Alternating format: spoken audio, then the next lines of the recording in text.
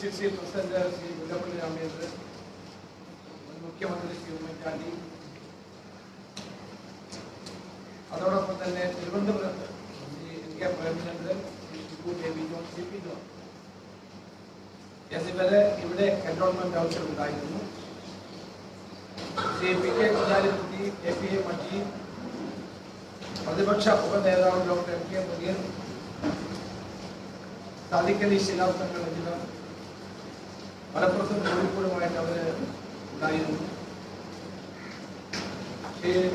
ഇടുക്കിയിൽ ശ്രീ PJ ജോസഫും കോട്ടയത്ത് ജോസ് കെ മാണിയും ഇതിൽ പങ്കെടുത്തു. അതുപോലെ തന്നെ കോൺഗ്രസ് മുഖ്യ നേതാവ് ദേവരാജൻ, ജോൺ ജോൺ ജനതാദൾ നേതാവ് ജോൺ ജോൺ, അനൂപ് ജേക്കബ് എന്നിവർ പങ്കെടുത്തു.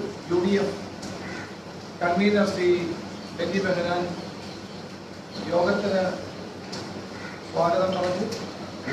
2 മണിക്കൂർ നേരെ UDF യോഗം മുന്നോട്ട് പോയി. ആനുകാലികമായ രാഷ്ട്രീയ കാര്യങ്ങളെ സംബന്ധിച്ചു,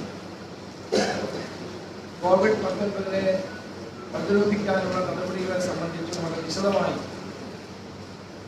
യോഗം ചർച്ച ചെയ്യുകയുണ്ടായി.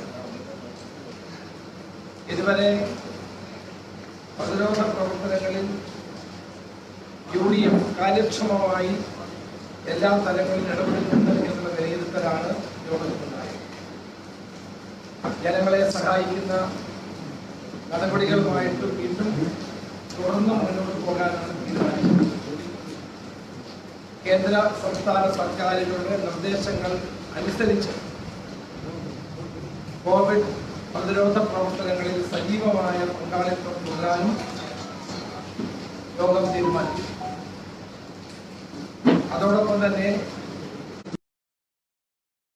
പഞ്ചായത്തുകൾ, ബ്ലോക്ക് ജില്ലാ പഞ്ചായത്തുകൾ അടക്കമുള്ള ജനപ്രതിനിധി സഭകൾ ഇന്ന് അവരുടെ കഴിവിനൊത്തുള്ള സഹായങ്ങൾ ജനങ്ങൾക്ക് ചെയ്തുകൊണ്ടിരിക്കുകയാണ്. ഗവൺമെന്റിന്റെ പല പ്രഖ്യാപനങ്ങളും ഏറ്റെടുത്ത് നടപ്പാക്കുന്നത് ഈ ത്രിതല പഞ്ചായത്ത് സംവിധാനങ്ങളാണ്. എന്നാൽ അവർക്ക് ഒരു സഹായവും സംസ്ഥാന സർക്കാരിന്റെ കയ്യിൽ നിന്ന് നേരിട്ട് ലഭിക്കുന്നില്ല എന്നുള്ള പരാതി വളരെ വ്യാപകമായി ഉയർന്നിട്ടുണ്ട്. അതോടൊപ്പം തന്നെ കേന്ദ്ര ഗവൺമെന്റ് പ്രഖ്യാപനങ്ങളും ആഹ്വാനങ്ങളും അല്ലാതെ സംസ്ഥാനങ്ങൾക്ക് ഒരു സഹായവും നൽകുന്നില്ല എന്നുള്ള പരാതിയും ഉയർന്നിരിക്കുകയാണ്. കേന്ദ്ര ഗവൺമെന്റ് സംസ്ഥാനങ്ങൾക്ക് ആവശ്യമായ ധനസഹായം നൽകാനും സംസ്ഥാനങ്ങൾ അത് തദ്ദേശ സ്വയംഭരണ സ്ഥാപനങ്ങൾക്ക് സഹായം നൽകാനും തയ്യാറാകുമ്പോഴാണ് COVID-19 പ്രതിരോധ പ്രവർത്തനങ്ങൾ കൂടുതൽ കാര്യക്ഷമമാകുന്നത്. കേന്ദ്രം പ്രത്യേക ഗ്രാന്റ് നൽകണം, പ്രത്യേക ധനസഹായം നൽകണം. എന്നാൽ മാത്രമേ ഈ ലോക്ക്ഡൌൺ പോലെ ഇനി അത് നീളാനുള്ള സാധ്യതയുണ്ട് എന്നാണ് കാണുന്നത്. ആ സന്ദർഭങ്ങളിൽ ജനങ്ങൾക്ക് സഹായം എത്തിക്കാൻ കഴിയും. സംസ്ഥാന ഗവൺമെന്റിന് ലഭിച്ച പണം, ഇതുവരെ ലഭിച്ച പണം അവരും താഴോട്ട് കൊടുക്കാൻ തയ്യാറാണ്. ഇപ്പൊ തന്നെ സംസ്ഥാന ഗവൺമെന്റ് ക്ഷേമനിധികളിൽ നിന്നാണ് കൂടുതൽ പണം വിതരണം ചെയ്യുന്നത്. ക്ഷേമനിധി എന്ന് പറയുന്നത് തൊഴിലാളികൾ കൊടുക്കുന്ന അവരുടെ പണം തന്നെയാണ്. ഗവൺമെന്റ് അംശാദായമായി കുറച്ച് പണമാണ്. 1000-ഓ 2000-ഓ രൂപ കൊടുത്താൽ അവർക്ക് പിടിച്ചു നിൽക്കാൻ കഴിയില്ല. തന്നെയുമല്ല, ക്ഷേമനിധി പെടാത്തവർക്ക് 1000 രൂപ വെച്ച് കൊടുക്കുമെന്ന് മുഖ്യമന്ത്രി പ്രഖ്യാപിച്ചു. ഇതുവരെ അത് നൽകിയില്ല. കിറ്റുകൾ നൽകുമെന്ന് പറഞ്ഞിട്ട് കിറ്റുകൾ കിട്ടിയില്ല എന്നുള്ള പരാതികളാണ് ഇപ്പൊ വ്യാപകമായി. അപ്പോൾ ഇത്തരം പ്രഖ്യാപനങ്ങൾ മാത്രം കൊണ്ട് കാര്യമാകുന്നില്ല. കേന്ദ്ര ഗവൺമെന്റ് സംസ്ഥാന ഗവൺമെന്റിനെ സഹായിക്കാനും സംസ്ഥാന ഗവൺമെന്റ് താഴോട്ട് പഞ്ചായത്ത് സംവിധാനങ്ങളെ സഹായിക്കാനും മുന്നോട്ട് വന്നെങ്കിൽ മാത്രമേ ജനങ്ങൾക്ക് സഹായം എത്തിക്കാൻ കഴിയൂ എന്നുള്ളതാണ് സത്യം. വാസ്തവത്തിൽ ആദ്യത്തെ ഒരു ആവേശം ഇപ്പൊ പഞ്ചായത്ത് തലങ്ങളിൽ ഇല്ല. അത് ദുർബലപ്പെടുകയാണ്. അവരുടെ കുറ്റം കൊണ്ടല്ല, പണമില്ല എന്നുള്ളത് തന്നെയാണ്. അതുകൊണ്ട് ആ പ്രവർത്തനങ്ങൾ ഊർജിതപ്പെടുത്താനുള്ള നടപടികൾ കമ്മ്യൂണിറ്റി കിച്ചണുകൾ ഉൾപ്പെടെ വേണ്ട രീതിയിൽ ആദ്യം പ്രവർത്തിച്ചതുപോലെ പ്രവർത്തിക്കുന്നില്ല. അത് ആവശ്യക്കാരില്ലാത്തതുകൊണ്ടല്ല, ഗ്രാമപഞ്ചായത്തുകൾക്കും ത്രിതല പഞ്ചായത്ത് സംവിധാനങ്ങൾക്കുമുള്ള സാമ്പത്തിക പ്രതിസന്ധിയാണ് അതിന് പ്രധാനപ്പെട്ട കാരണം എന്ന് ഇന്നത്തെ യോഗം വിലയിരുത്തി. അതോടൊപ്പം തന്നെ ഇന്ന് കണ്ട ഒരു പ്രധാനപ്പെട്ട കാര്യം, ഗ്രീൻ സോണിലായിരുന്ന ഇടുക്കി, കോട്ടയം എന്നീ ജില്ലകൾ ഇന്ന് കൂടുതൽ പോസിറ്റീവ് രോഗികൾ ഉണ്ട് എന്നുള്ള വാർത്തകൾ പുറത്തുവരികയാണ്. അത് നമുക്ക് ആശങ്ക ഉണ്ടാകുന്ന ഒരു കാര്യമാണ്. അവിടെ സാധാരണ ജീവിതം ക്രമപ്പെടുത്തുകയായിരുന്നു ഈ രണ്ട് ജില്ലകളിൽ. എന്നാൽ ഇപ്പോഴത്തെ വാർത്തകൾ നമുക്ക് ആശങ്ക ഉണ്ടാക്കുന്നതാണ്. കൂടുതൽ രോഗികളുടെ കാര്യങ്ങളാണ് കളക്ടർമാർ പ്രഖ്യാപിക്കുന്നത്. അതുകൊണ്ട് നമ്മൾ കുറെ കൂടി ഗൗരവത്തിൽ ഇതിനെ കാണണം, ജാഗ്രത പാലിക്കണം. ജനങ്ങൾ ഗവൺമെന്റിന്റെ നിർദ്ദേശങ്ങൾ പൂർണ്ണമായി പാലിക്കണം. സർക്കാരിനോട് ഞങ്ങൾ UDF പറയാനുള്ളത്, കൂടുതൽ ടെസ്റ്റിംഗ് നടത്താൻ തയ്യാറാണ്. കേരളത്തിൽ ഏതാണ്ട് 4000-ഓളം ടെസ്റ്റിംഗ് നമുക്ക് ഒരു ദിവസം നടത്താൻ കഴിയും. കേരളത്തിന്റെ കണക്കനുസരിച്ച് ഇപ്പോൾ 420 ടെസ്റ്റുകളാണ്. അതിൽ തന്നെ ഈ 420-ൽ തന്നെ പലതും റിപ്പീറ്റ് ചെയ്യുന്ന ടെസ്റ്റുകൾ. അപ്പോൾ പുതിയ കേസുകൾ ടെസ്റ്റിംഗിൽ വരുന്നത് തുലവും കുറവാണ്. പത്രസമ്മേളനങ്ങളിൽ മന്ത്രിമാർ പറയാറുണ്ട് ടെസ്റ്റിംഗ് നടത്തും, ഊർജിതപ്പെടുത്തുമെന്ന് പറയുന്നുണ്ടെങ്കിൽ ടെസ്റ്റുകളുടെ എണ്ണം മറ്റ് സംസ്ഥാനങ്ങളുമായി താരതമ്യം ചെയ്യുമ്പോൾ കുറവാണ്. നമ്മൾ കൂടുതൽ ടെസ്റ്റിംഗ് നടത്തി ആളുകളെ രോഗമില്ല എന്ന് കണ്ടെത്തിയാൽ മാത്രമേ നമുക്ക് ആശ്വസിക്കാൻ കഴിയൂ. അപ്പൊ അതുകൊണ്ട് ഇത് ഗുരുതരമായ ഒരു പ്രശ്നം തന്നെയാണ്.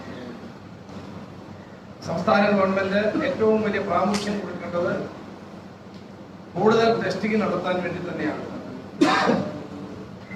കിറ്റുകൾ കിട്ടുന്നില്ലെന്നാണ് ഒരു പരാതി. മറ്റ് സംസ്ഥാനങ്ങൾ കേന്ദ്രം തരുന്ന കിറ്റുകളെ മാത്രം ആശ്രയിച്ചല്ല അവരുടെ പ്രവർത്തനം മുന്നോട്ട് കൊണ്ടുപോകുന്നത്. അവർ തന്നെ കിറ്റ് വാങ്ങിക്കുന്നു. ഞാൻ മനസ്സിലാക്കിയത് കേരള ഗവൺമെന്റ് 12 കോടിയുടെ കിറ്റ് വാങ്ങാൻ ഓർഡർ കൊടുത്തിട്ട് 2 ആഴ്ചയായെന്നാണ്. ശരിയാണെന്ന് എനിക്കറിയില്ല. ശരിയാണെങ്കിൽ എന്തുകൊണ്ട് അത് കിട്ടുന്നില്ല എന്നുള്ളത് ഗവൺമെന്റ് വ്യക്തമാക്കണം. മറ്റ് സംസ്ഥാനങ്ങൾക്ക് കിറ്റ് കിട്ടുന്നുണ്ട്, നമുക്ക് എന്തുകൊണ്ട് കിട്ടുന്നില്ല? അതിന്റെ ഉത്തരവാദി ആരാണ്?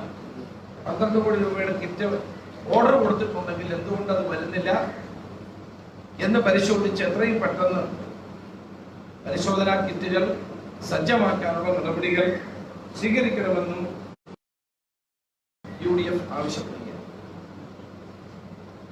അതുപോലെയാണ് ഈ പോസിറ്റീവ് കേസുകൾ. കഴിഞ്ഞ 2-3 ദിവസമായി ഞങ്ങൾ പറഞ്ഞുകൊണ്ടിരിക്കുന്ന ഒരു കാര്യമാണ്. മുഖ്യമന്ത്രിയുടെ സമ്മേളനത്തിലെ മാത്രമേ ഈ പോസിറ്റീവ് കേസുകൾ എത്ര, നെഗറ്റീവ് എത്ര, ആശുപത്രി രോഗികൾ എത്ര എന്നുള്ള വിശദാംശങ്ങൾ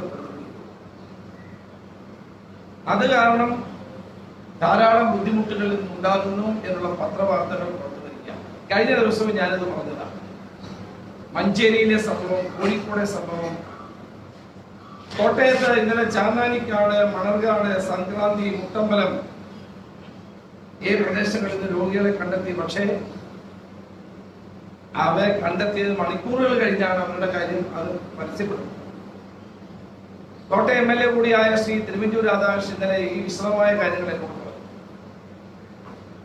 അദ്ദേഹം സൂചിപ്പിച്ചത്, നേരത്തെ തന്നെ പോസിറ്റീവ് ആണെന്ന് കണ്ടെത്തിയാലും മുഖ്യമന്ത്രിയുടെ പത്രസമ്മേളനം വരെ ഇത് വെയിറ്റ് ചെയ്യും. അതിനിടയിൽ ഈ രോഗി പലരുമായി ബന്ധപ്പെടും, അതോടൊപ്പം തന്നെ സമ്പർക്കമുണ്ടാകും. ഇതെല്ലാം ഒഴിവാക്കാൻ കഴിയുന്ന കാര്യങ്ങളാണ്. ഇന്ന് ഏതായാലും ഒരു നല്ല കാര്യം ചെയ്തു. ഇടുക്കി കളക്ടർ ഇടുക്കിയിൽ 3 പേർക്ക് രോഗമുണ്ടെന്ന് അദ്ദേഹം പ്രഖ്യാപിച്ചത് ഇന്ന് മാധ്യമങ്ങളിൽ, ദൃശ്യമാധ്യമങ്ങളിൽ കാണുന്നതിനിടയായി. അതാണ് ചെയ്യുന്നത്.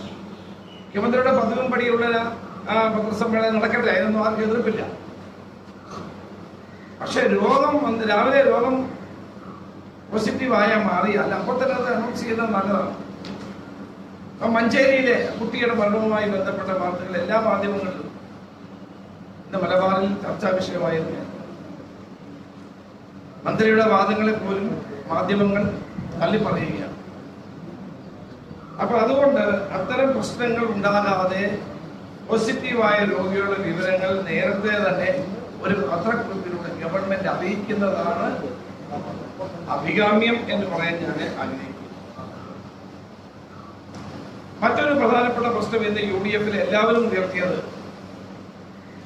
ഇതര സംസ്ഥാനങ്ങളിൽ കുടുങ്ങിപ്പോയ മലയാളികൾ ധാരാളം. വിദ്യാർത്ഥികൾ, നവോദയ സ്കൂളുകളിലെ 100 കണക്കിന് വിദ്യാർത്ഥികൾ ഉത്തർപ്രദേശിലും മധ്യപ്രദേശിലും ഒക്കെ ആയിക്കൊണ്ടിരിക്കുന്നു. അതുപോലെ തന്നെ ബാംഗ്ലൂരിൽ, ചെന്നൈയിൽ, ബോംബെയിൽ, ഡൽഹിയിൽ, ഇന്ത്യയുടെ പല ഭാഗത്തും നമ്മളുടെ നാട്ടുകാർ കുടുങ്ങിക്കിടക്കുകയാണ്. കൂടുതലും വിദ്യാർത്ഥികളുണ്ട്. അതോടൊപ്പം തന്നെ ജോലി ചെയ്യുന്ന ആളുകൾ കുടുങ്ങിക്കിടക്കുന്നുണ്ട്. അവരെ തിരികെ കൊണ്ടുവരാൻ സംസ്ഥാന ഗവൺമെന്റ് നടപടി സ്വീകരിക്കാം. ഇപ്പൊ പഞ്ചാബിൽ, ഇന്നലെ രാജസ്ഥാനിൽ കുടുങ്ങിക്കിടന്ന 300 വിദ്യാർത്ഥികളെ 7 ബസ്സുകളിലായി പഞ്ചാബ് ഗവൺമെന്റ് കൊണ്ടുവന്നു. അതുപോലെ എന്തുകൊണ്ട് നമുക്ക് കൊണ്ടുവന്ന് കൂടാതെ? ഏണ്ട 1 മാസം കഴിഞ്ഞിരിക്കുകയാണ് അല്ലെ? 1 മാസം കഴിഞ്ഞില്ലേ? 1 മാസം ഏതാണ്ട് കഴിഞ്ഞിരിക്കുകയാണ്. പല ആളുകൾ നമ്മളെല്ലാം എന്റെ കൺട്രോൾ റൂമിൽ വരുന്ന ഏറ്റവും കൂടുതൽ റിക്വസ്റ്റ് വരുന്നത് അവിടെ പൈസയില്ല, ക്രെഡിറ്റ് കാർഡ് പ്രവർത്തിക്കുന്നില്ല, അവർക്കവിടെ നിൽക്കാൻ കഴിയുന്നില്ല, ഹോസ്റ്റലുകളൊക്കെ പൂട്ടി, കയ്യിൽ പണമില്ല, ഇങ്ങനെ പലതരത്തിലുള്ള പ്രശ്നങ്ങളാണ്. അപ്പൊ ഈ വിദ്യാർത്ഥികളെയും അതോടൊപ്പം തന്നെ ജോലി ചെയ്യുന്ന ആളുകളെയും നമ്മളെ ബസ്സിൽ ഇങ്ങോട്ട് കൊണ്ടുവരാനുള്ള നടപടി, അത് പ്രോട്ടോകോൾ പാലിച്ചു മതി. അത് ഇന്ത്യയുടെ വിവിധ സംസ്ഥാനങ്ങളിൽ കിടക്കുന്ന ആളുകളെ മറ്റ് സംസ്ഥാനങ്ങൾ തിരികെ കൊണ്ടുപോകും. പഞ്ചാബ് മാത്രമല്ല, ബീഹാർ ഗവൺമെന്റ് അവരുടെ ആളുകളെ തിരികെ കൊണ്ടുപോകണം. ഉദ്യോഗാർത്ഥികളെ, കുട്ടികളെ അവരെല്ലാം തിരികെ കൊണ്ടുപോകാൻ നടപടി സ്വീകരിക്കുമ്പോൾ എന്തുകൊണ്ട് നമുക്ക് കൂടി ഇത് ഗൗരവപൂർവ്വം ആലോചിച്ചുകൂടാ? ബാംഗ്ലൂരിൽ നിന്ന് ഒരു 10-15 ബസ് ഇട്ടാൽ കുട്ടികൾക്ക് വരാൻ കഴിയും. ബോംബെയിൽ നിന്ന് ബസ്സിൽ വരാൻ കഴിയും. അപ്പൊ ആ നിലയിൽ ഇന്ത്യയിലെ ഇതര സംസ്ഥാനങ്ങളിൽ കുടുങ്ങിക്കിടക്കുന്ന മലയാളികളായിട്ടുള്ള ആളുകളെ തിരികെ കൊണ്ടുവരാനുള്ള ഊർജിതമായ ഒരു പരിശ്രമമുണ്ട്. അത് നോർക്കെ രജിസ്റ്റർ ചെയ്ത് കാത്തിരിക്കേണ്ട കാര്യമൊന്നുമില്ല, നമുക്കത് കൊണ്ടുവരാൻ കഴിയുന്നതാണ്. അതിനുള്ള നടപടികൾ അടിയന്തരമായി കൊണ്ടുവരണമെന്ന് ഞാൻ ആവശ്യപ്പെടുകയാണ്. പല ആളുകളും അതാണ് റിക്വസ്റ്റ് ചെയ്യുന്നത്. അപ്പൊ ഇന്ത്യയിലെ പല സംസ്ഥാനങ്ങളിലും ഇതുപോലെ കുടുങ്ങിക്കിടക്കുന്ന ആളുകളുടെ ഈ പ്രശ്നം ഗൗരവപൂർവ്വം കണക്കെടുക്കാൻ ഗവൺമെന്റ് തയ്യാറാകണം എന്ന് UDF ആവശ്യപ്പെടുകയാണ്. മറ്റൊരു പ്രശ്നം ഉയർന്നു വന്നത് കാർഷിക മേഖലയുടെ പ്രശ്നം. ചെറുകിട കർഷകരും സാധാരണക്കാരും കാർഷിക രംഗത്ത് വലിയ പ്രതിസന്ധി. അവരുടെ ഉൽപ്പന്നങ്ങൾ വിറ്റഴിക്കാൻ കഴിയുന്നില്ല, പല ഉൽപ്പന്നങ്ങളും നശിക്കുന്നു, കർഷകർക്ക് ഒരു സഹായവും കിട്ടുന്നില്ല എന്നുള്ള പരാതികൾ വ്യാപകമായി കൊണ്ടിരിക്കുക. അപ്പൊ അതുകൊണ്ട് ചെറുകിട ഇടത്തരം കർഷകരെ സഹായിക്കാൻ വേണ്ടി പ്രത്യേക പദ്ധതികൾ ഉണ്ടാക്കണം എന്ന് ആവശ്യപ്പെടുന്നു. അതുപോലെയാണ് ചെറുകിട കച്ചവടക്കാർ. ഗവൺമെന്റ് ഇതൊക്കെ പറയുന്നുണ്ടെങ്കിലും ഒരു കച്ചവടക്കാർക്ക് ഒരു സഹായവും പ്രളയത്തിലും കിട്ടിയില്ല, ഇപ്പോഴും കിട്ടുന്ന സാഹചര്യം കാണുന്നത്. പലിശരഹിത വായ്പ കൊടുക്കാമെന്ന് പണ്ട് പറഞ്ഞതാണ്, നടന്നില്ല. ഇപ്പോഴും ചെറുകിട കച്ചവടക്കാരെ സംബന്ധിച്ചിടത്തോളം വലിയ പ്രതിസന്ധി അവർ നേരിടുകയാണ്. അപ്പൊ അതുകൊണ്ട് ആ കാര്യത്തിൽ ഒരു ശക്തമായ നടപടി ഗവൺമെന്റ് ഭാഗത്ത് ഉണ്ടാകണം എന്ന് അഭ്യർത്ഥിക്കുകയാണ്. പിന്നെ പ്രവാസികളുടെ കാര്യം, അതാണ് ഏറ്റവും പ്രധാനമായി ഇന്ന് ചർച്ച ചെയ്യുന്ന വിഷയം. പ്രവാസികളെ സംബന്ധിച്ചിടത്തോളം അവരും ഇതുപോലെ തന്നെ വലിയ ബുദ്ധിമുട്ട് അനുഭവിക്കും. ഗൾഫ് നാടുകളിൽ നിന്നാണ് ഏറ്റവും കൂടുതൽ ആളുകളുടെ പരാതി വരുന്നത്. പ്രത്യേകിച്ച് 2 രാജ്യങ്ങളിൽ നിന്നും, ഒന്ന് UAE നിന്നും സൗദി അറേബ്യ. അതോടൊപ്പം തന്നെ കുവൈറ്റ്, ബഹ്റൈൻ ഉൾപ്പെടെയുള്ള നിരവധി രാജ്യങ്ങളിൽ, ഖത്തർ ഉൾപ്പെടെയുള്ള സ്ഥല പ്രദേശങ്ങളിൽ ധാരാളം ആളുകളുടെ പരാതികൾ വരികയാണ്.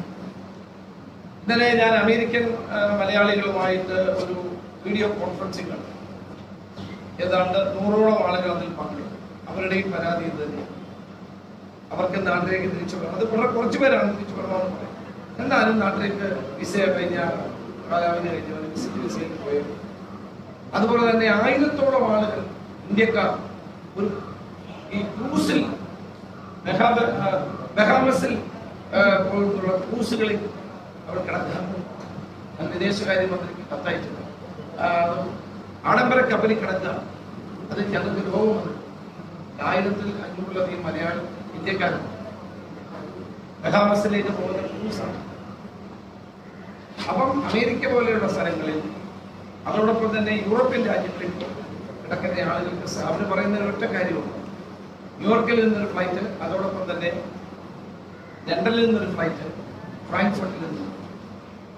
ഇത് കൊണ്ടുവന്നാൽ നമ്മുടെ കുട്ടികളടക്കമുള്ള ആളുകൾക്ക് തിരിച്ചു വരാൻ കഴിയും. ഇപ്പം ഗൾഫ് മലയാളികളെ സംബന്ധിച്ചിടത്തോളം നോർക്കയിൽ രജിസ്ട്രേഷൻ നടക്കുന്നുണ്ട്. രജിസ്ട്രേഷൻ വന്നതോടുകൂടി ഒരു പ്രതീക്ഷ വന്നിരിക്കുക. പക്ഷെ ഇന്നലെ പ്രധാനമന്ത്രിയുടെ പ്രഖ്യാപനം വന്നതോടുകൂടി തീർത്തും നിരാശാജനകം. പ്രധാനമന്ത്രിയുടെ നിലപാട് ഈ കാര്യത്തിൽ വളരെ വളരെ പ്രതിഷേധാർഹമായ ഒന്നാണ്. അദ്ദേഹം പറയുന്നത് എങ്ങനെ കൊണ്ടുവരാറായിട്ടില്ല എന്ന നിലയിലാണ് പ്രധാനമന്ത്രി പറയുന്നത്. അതിൽ ഞാൻ UDF ശക്തമായി പ്രതിഷേധിക്കുകയാണ്. എല്ലാ രാജ്യങ്ങളും അവരുടെ പൗരന്മാരെ തിരികെ കൊണ്ടുപോകും. ഓരോ ആളുകളെയും നുള്ളിപ്പെറുക്കി അവർ കൊണ്ടുപോകും. ഇന്ത്യക്കാരായ ആളുകളെ എന്തുകൊണ്ട് തിരികെ കൊണ്ടിരുന്നില്ല? പല ആളുകളെ അവരെ സംരക്ഷിക്കട്ടെ, ക്വാറന്റൈൻ ചെയ്യട്ടെ, പ്രോട്ടോകോൾ അനുസരിച്ച് അവർ പ്രവർത്തിക്കും.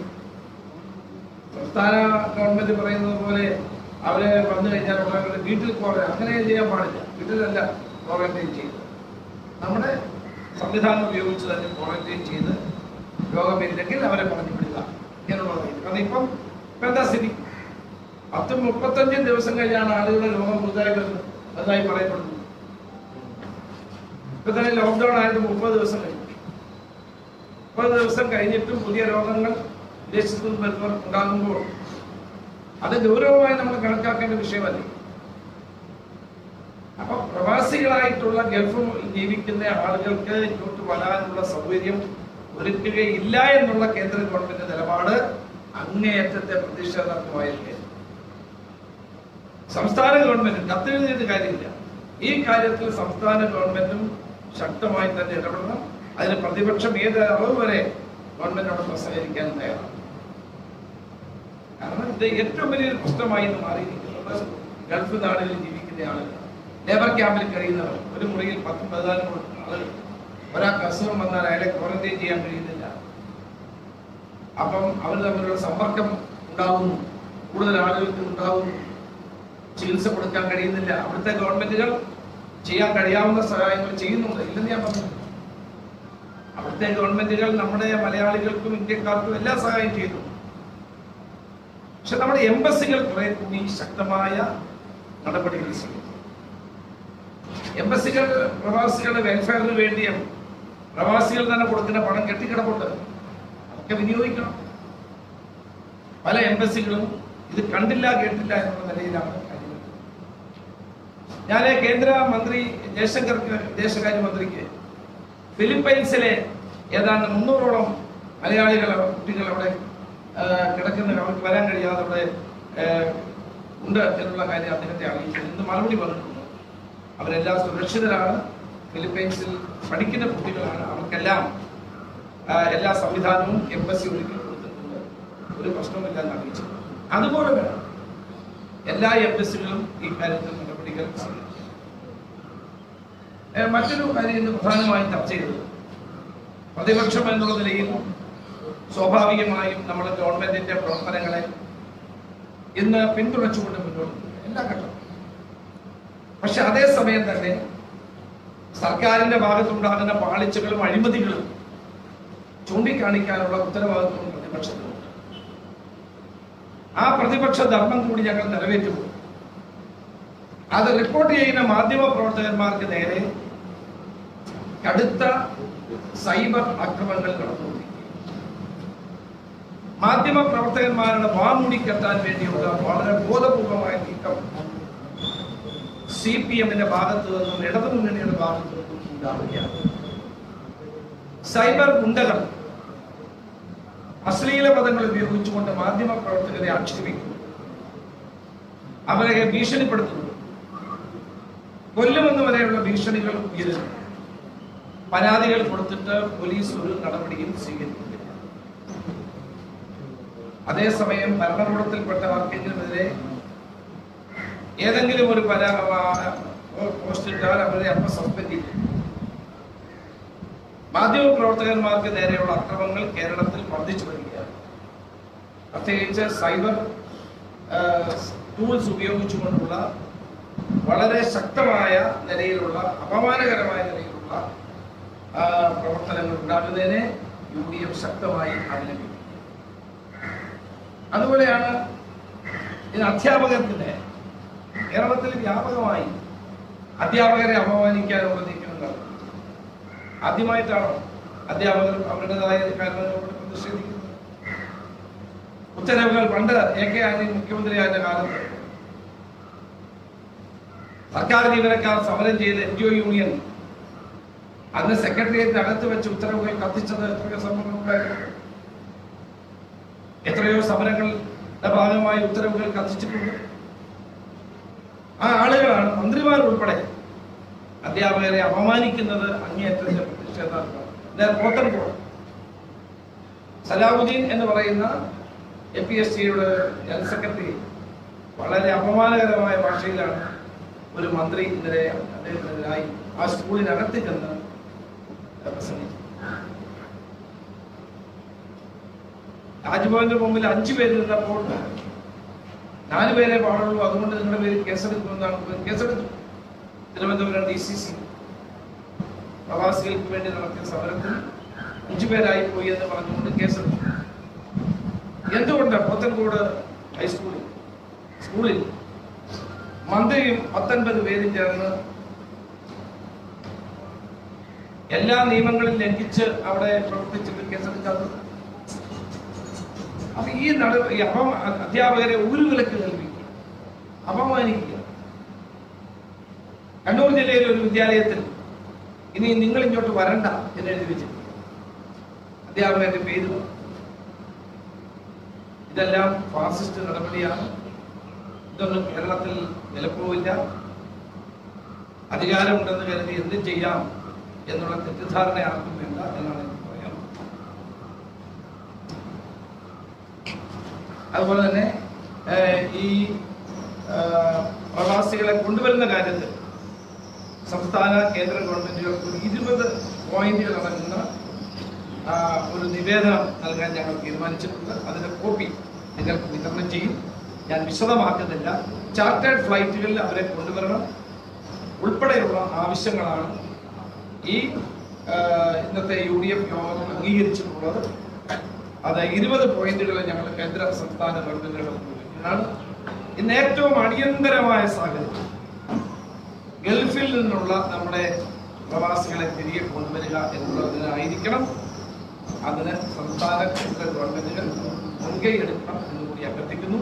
ആ പോയിന്റുകളെല്ലാം ഞാനിവിടെ വായിക്കുന്നില്ല. അതിന് കോപ്പി നിങ്ങൾക്ക് ഒരു പാക്കേജ് ആയിട്ടാണ് UDF അത് തയ്യാറാക്കുന്നത്. ഒരു പാക്കേജ് ഫോർ ഗൾഫ് റിട്ടേണീസ് എന്ന നിലയിലാണ് തയ്യാറാക്കുന്നത്.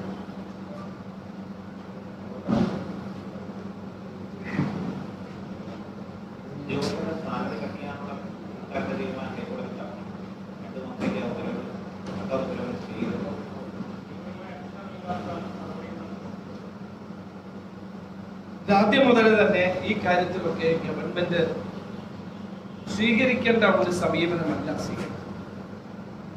വാസ്തവത്തിൽ ഇതിന് COVID-19 നേരിടാൻ സർക്കാർ ജീവനക്കാരെ സഹായിക്കണം എന്നുള്ള അഭിപ്രായമാണ് UDF-നുള്ളത്. അവര് അത് കൊടുക്കാൻ തയ്യാറുമായി. ഞങ്ങളെല്ലാവരും ആ നിലയിൽ തന്നെയാണ് പ്രവർത്തിച്ചത്. മാതൃകയായി ഞാൻ ഒരു മാസത്തെ എന്റെ ശമ്പളം ഞാൻ അവര് കൊടുക്കാൻ തയ്യാറുമായി. അവരുടെ ശക്തിക്കൊത്ത് അവർ കൊടുക്കട്ടെ എന്നാണ് നിലപാട്. പക്ഷെ ഈ ധനകാര്യമന്ത്രി തുടർച്ചയായി എല്ലാവരെയും വെല്ലുവിളിക്കുകയും എല്ലാവർക്കുമെതിരെ ചന്ദ്രഹാസം ഇറക്കുകയും ചെയ്തപ്പോഴാണ് പുസ്തകങ്ങൾ പ്രശ്നമായത്. കഴിഞ്ഞ തവണ അങ്ങനെ തന്നെയാണ്. അദ്ദേഹം തിരിച്ചു മുഖ്യമന്ത്രി പറഞ്ഞു ഇത് മാറ്റിവെക്കുകയാണ്, തിരിച്ചു കൊടുത്തു. ആ എന്ത് തിരിച്ചു കൊടുക്കുമ്പോൾ ഏകദേശം സൂചിപ്പിച്ചിരുന്നെങ്കിൽ ഈ പ്രശ്നമേ ഉണ്ടാവില്ലായിരുന്നു. പിന്നെ ഇതുമായി സംബന്ധിച്ച് ഞങ്ങളോട് ആരുടെ ഒരു പ്രതിപക്ഷവുമായിട്ട് ഒരു ചർച്ചയും നടത്തിയിട്ടില്ല. അതുകൊണ്ട് അത് ഗവൺമെന്റ് ഈ COVID-19 ബന്ധപ്പെട്ട് ഒരു കാര്യത്തിലും പ്രതിപക്ഷവുമായിട്ട് ചർച്ച നടത്താൻ ഇതൊരു തയ്യാറായിരുന്നു. ആദ്യഘട്ടത്തിൽ സംസാരം ഉണ്ടായിരുന്നതല്ല, പിന്നെ ഉണ്ടായിരുന്നു. അതുകൊണ്ട് അതൊക്കെ ഗവൺമെന്റ് ഇഷ്ടമുള്ളത് ചെയ്തു. പക്ഷെ ഇത് ഞങ്ങളുടെ ഇപ്പോഴത്തെ അഭിപ്രായം, ഇപ്പോഴും ഞങ്ങളുടെ അഭിപ്രായം COVID-19 നേരിടാൻ വേണ്ടി അധ്യാപകരും സർക്കാർ ജീവനക്കാരും സർക്കാരിനെ സഹായിക്കണമെന്നായിട്ട് അവരെ സഹായിക്കാൻ തയ്യാറുമാണ്. പക്ഷേ വെല്ലുവിളിക്കുകയും ഭീഷണിപ്പെടുത്തുകയും മന്ത്രിമാര് തന്നെ ഇറങ്ങി അവരെ അപമാനിക്കുകയൊക്കെ ചെയ്യുമ്പോൾ അവർക്കൊരു ആത്മാഭിമാനമൊക്കെ ഇല്ലേ? അങ്ങനെയൊക്കെയാണ് ഒരു ഗവൺമെന്റ് ചെയ്യുന്നത്. അതുകൊണ്ട് യാഥാർത്ഥ്യബോധത്തോടെ കാര്യങ്ങളെ കാണാനും എല്ലാവരെയും സഹകരിപ്പിക്കാനും ആണ് ഗവൺമെന്റ് ശ്രമിക്കുന്നത്. ഇപ്പോഴും എന്റെ അഭിപ്രായം സർക്കാർ ജീവനക്കാരും അധ്യാപകരും അവരുടെ കഴിവിനൊത്തുള്ള സഹായം ഈ കാര്യത്തിൽ നൽകണം എന്നുള്ളത്.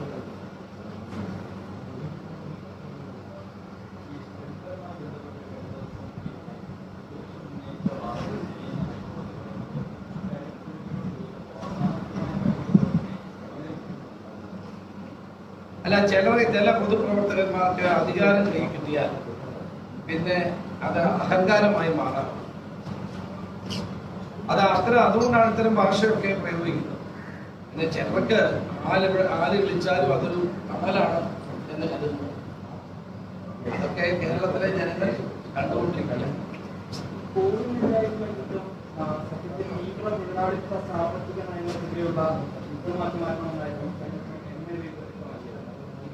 പറയാതെ പറയുകയാണ്. അതായത് ഈ സ്ത്രീകൾ പോലുള്ള പുസ്തക കമ്പനിയുമായി ചെങ്ങാത്ത മന്ത്രി പോരാടണമെന്നാണ് ഇങ്ങനൊരു മുന്നറിയിപ്പാണ്.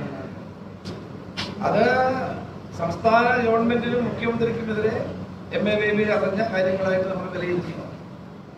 തീവ്ര വലതുപക്ഷ സാമ്രാജ്യത്വ ശക്തികളെ പിടിച്ച് പ്രവർത്തിക്കുന്ന സർക്കാർ നയത്തിനെതിരായിട്ട് അദ്ദേഹം സംസാരിച്ചതായിട്ട് കൂട്ടിയാണ്.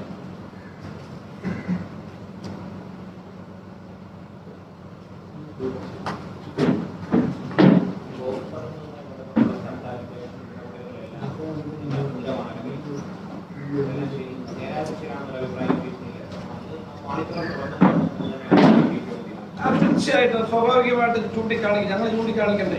ഞങ്ങളുടെ ഉത്തരവാദിത്വം ജനങ്ങളോടുള്ള ഞങ്ങളുടെ ഉത്തരവാദിത്വം സഹകരിക്കേണ്ട മേഖലയിൽ പൂർണ്ണമായി സഹകരിക്കും. ഞങ്ങൾ എല്ലാ രംഗത്തും സഹകരിച്ചിട്ടുണ്ട്. നാളെയും ഗവൺമെന്റുമായി സഹകരിക്കും. പക്ഷേ പാളിച്ചകൾ തുറന്നു കാണിക്കും. പാളിച്ചകൾ അതോടൊപ്പം തന്നെ തെറ്റുകൾ ചൂണ്ടിക്കാണിക്കുക എന്നുള്ളത് പ്രതിപക്ഷ ധർമ്മമാണ്. നമ്മൾ ചൂണ്ടിക്കാണിക്കുക. അതേസമയം കഴിഞ്ഞ ഒരു മാസം നമ്മൾ സഹകരിക്കാവുന്ന എല്ലാ മേഖലയിലും സഹകരിച്ചു. അതങ്ങനെ തന്നെ ഉണ്ട്.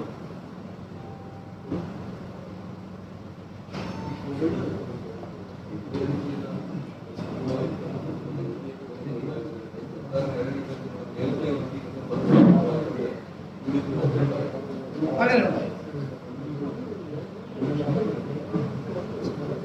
വാസ്തവത്തിൽ ജനങ്ങൾക്ക് ഞങ്ങൾ വലിയ തോതിൽ കടപ്പെട്ടിരിക്കും.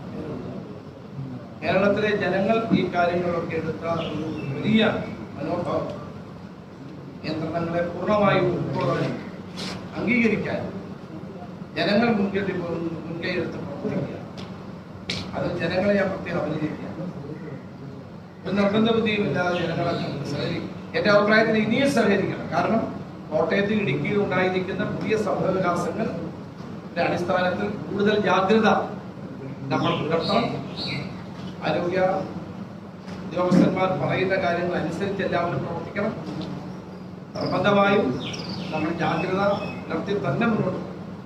നമ്മളെ ഗ്രീൻ സോണായി പ്രഖ്യാപിച്ച 2 ജില്ലകളാണ് ഇപ്പോൾ അതിൽ നിന്ന് മാറിയിട്ടുള്ളത്. അതുകൊണ്ട് വളരെ ഗൗരവമായി തന്നെ കാര്യങ്ങളെ കാണണം.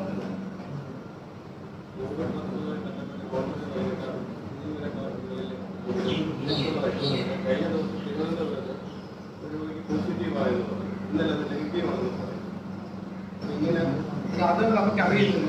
ചിലപ്പം 2-3 തവണ ടെസ്റ്റ് ചെയ്യുന്നു. 2 തവണ നമുക്ക് ഇടുക്കിയിലെ നമ്മുടെ പൊതുപ്രവർത്തകനായ ഉസ്മാനിന് ആദ്യം പോസിറ്റീവാണ്. പിന്നെ 2 തവണ എടുക്കുമ്പോൾ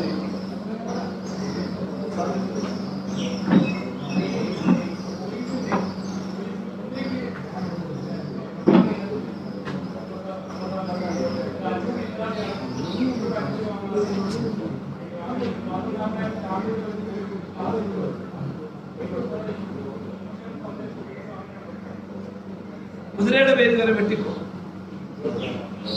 കുതിരയുടെ പേര് വരെ വെട്ടിപ്പെന്ന് പറയുന്നത് എനിക്കറിയില്ല. പരിശോധിക്കേണ്ട കാര്യം കുതിരയ്ക്ക് നീതി കൊടുക്കേണ്ടത് ആവശ്യമാണ്. തീർച്ചയായിട്ടും ഞാൻ ആഭ്യന്തരമന്ത്രി ആയിരുന്നപ്പോഴാണ് കുതിരകളെ വാങ്ങിച്ചത്. കുതിരകൾ പട്ടിണി കിടക്കാൻ പാടില്ല.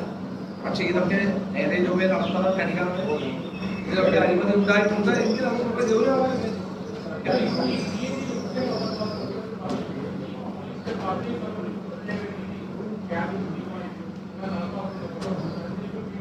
ഇതാണ് പ്രത്യേക രീതി എന്ന്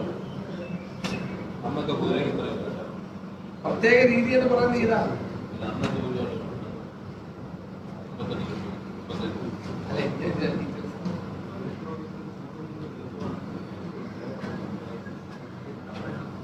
എന്നോട് ആരോ പറഞ്ഞിങ്ങനെ ലൈസൻസ് ഇല്ലാതെ എത്ര സ്ഥാപനത്തിൽ നിന്നാണ് ഇതിലേക്ക് ഭക്ഷണം വാങ്ങിച്ചത്. നിങ്ങൾ കണ്ടുപിടിക്കുക.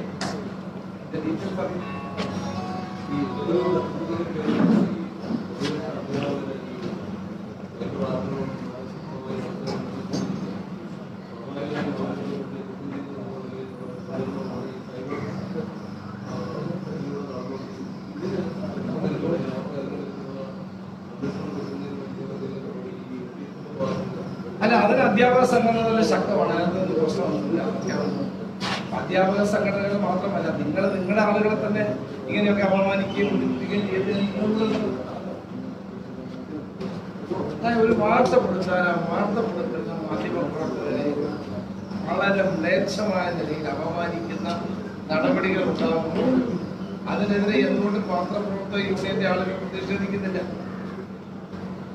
ഏത് പത്രമായിക്കോട്ടെ, ഏത് കാലത്തും ആയിക്കോട്ടെ.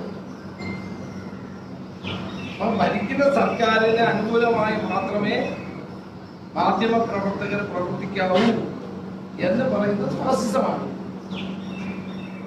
അത് ജനാധിപത്യത്തിൽ ഒരിക്കലും അംഗീകരിച്ചു കൊടുക്കാൻ കഴിയുന്ന കാര്യമല്ല. കേരളത്തിന്റെ ചരിത്രത്തിൽ അങ്ങനെ സംഭവം ഉണ്ടായിട്ടില്ല. ഇഷ്ടമില്ലാത്ത ചോദ്യങ്ങൾ ചോദിക്കാൻ പാടില്ല, ഇഷ്ടമില്ലാത്ത കാര്യങ്ങൾ എഴുതാൻ പാടില്ല. ഇതൊക്കെ കേരളത്തിന്റെ ആദ്യത്തെ സംഭവമാണ്. ഇതൊന്നും ശരിയായ നടപടിയല്ല. ഇതെല്ലാം ജനങ്ങൾ കാണുന്നുണ്ട് എന്നുള്ള കാര്യം എല്ലാവരും മനസ്സിലാക്കണമെന്നാണ്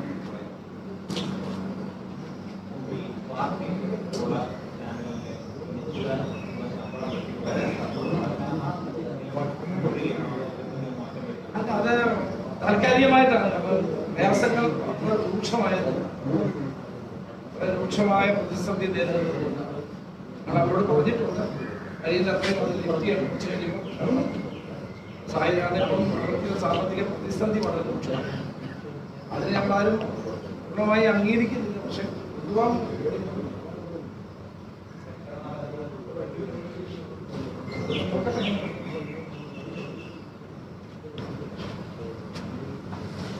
സാമ്പത്തിക ബുദ്ധിമുട്ടില്ലാത്ത ചാനലുകളൊക്കെ വന്ന് മുന്നോട്ട് തന്നെ സഹായിക്കാൻ